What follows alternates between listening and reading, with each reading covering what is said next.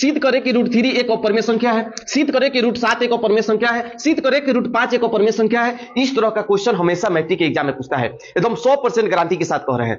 इसलिए इस वीडियो को शुरू से लेकर अंत तक देखना बहुत जरूरी है। एकदम बहुत ही साधारण तरीका से हम आप लोग को समझाने वाले हैं, एकदम बहुत है बेहतरीन ट्रिक है। ये आप देखिए, कुछ नहीं करना है। ये जो है रूट 3 एक परमेय संख्या है, इसका आप अपोजिट मान लीजिए।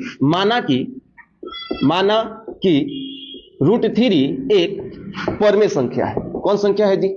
परमेय संख्या है। इसको हम परमेय संख्या मानिए, ठीक है। तो जब ये परमेय संख्या है तो इसको हम p बटा q के रूप में लिख सकते हैं। तो p बटा q बराबर हो जाएगा रूट 3। और ये जो p बटा q है, परमेय संख्या जब है तो q का मान कभी भी कहा 0 नहीं होना चाहिए। यहां पर लिख देंगे q नॉट इक्वल टू 0, ठीक है। इतना तक समझ में आ गया। अब इसका दोनों तरफ वर्ग करेंगे, यानी लिखेंगे दोनों तरफ वर्ग करने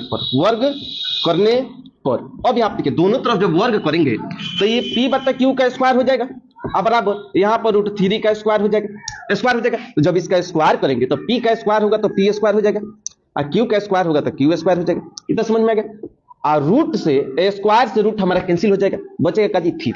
जब 3 बच गया, अब यहां पर देखिए q स्क्वायर, q कितना है जी? 2 है। तो एगो q को हम इधर भेज देंगे, समझ में आ गया। तो यहां पर क्या बचेगा जी? p स्क्वायर, और नीचे में बचेगा q, और बराबर यहां पर 3 गुण q हमारा भाग में था, इधर भेज देंगे, किस हो जाएगा जी? गुणन हो जाएगा। अब यहां पर ध्यान दीजिए, ये जो संख्या लिखा गया है p स्क्वायर बटा q, ये आपका किसमें है जी? भिन्न में है। किसमें है?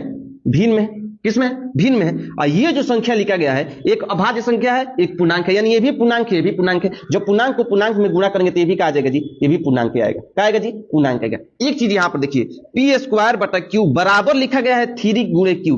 q ये देखिए भिन्न है, ये पूर्णांक है। कभी भी भिन्न जो है पूर्णांक के बराबर नहीं हो सकता है, और कभी भी पूर्णांक जो है भिन्न का बराबर नहीं हो सकता है। इसलिए ये क्या है जी? असंभव है। क्या है? ये असंभव है, ठीक है। इसलिए हम बोलेंगे अतः हमारी मानना गलत है। क्या है जी? गलत है। हमारी मानना गलत है कि रूट 3 एक परमेय संख्या है। हमारी मानना गलत है कि रूट 3 एक परमेय संख्या है। इसलिए रूट 3 एक क्या है? अपरमेय संख्या है। क्या है जी? अपरमेय संख्या है। इस तरह से बनाइएगा, बोर्ड के एग्जाम में एग्जामिनर सही भी करेगा और फुल नंबर भी देगा।